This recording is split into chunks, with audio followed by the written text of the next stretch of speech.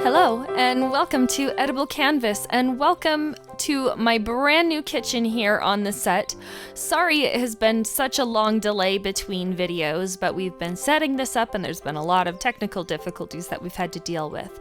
But enough about that, let's get into today's video, where today we are going to be making a chocolate silk pie.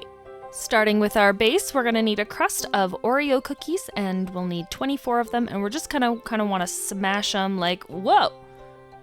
Oh, okay, yeah, like with a rolling pin, that's awesome. Okay, and you just want to make as fine of a dust as possible just so you don't get really chunky crust.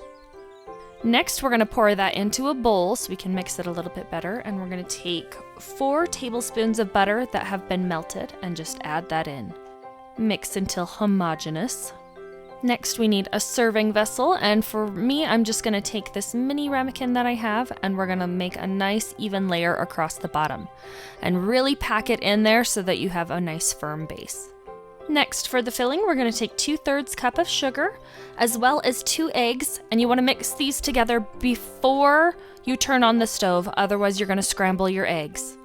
And we're just going to cook this over low heat until all the sugar is dissolved. It might bubble a little bit and look frothy. Then we're going to take it off of the heat and add 2 ounces of unsweet chocolate or semi-sweet chocolate, however rich you want it to be, as well as 1 teaspoon of vanilla. And we're just going to mix that until it is nice and smooth and creamy. And then just set that aside, and in a separate bowl we're going to take 1/3 cup of butter that has been softened and beat that until fluffy. I recommend a slightly bigger bowl.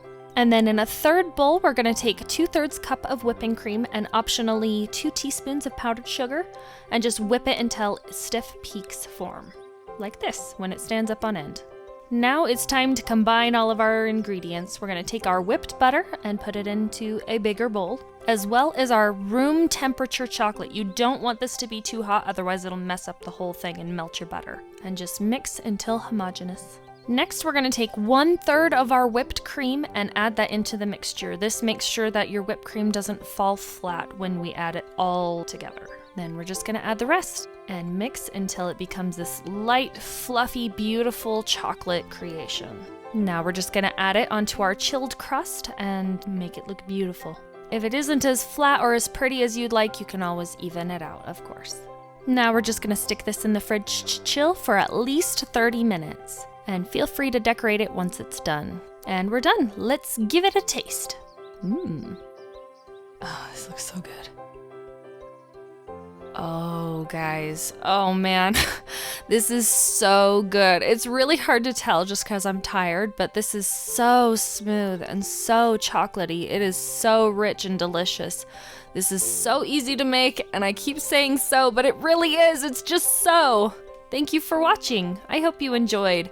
Subscribe to get more treats in your pocket and make the world a yummier place.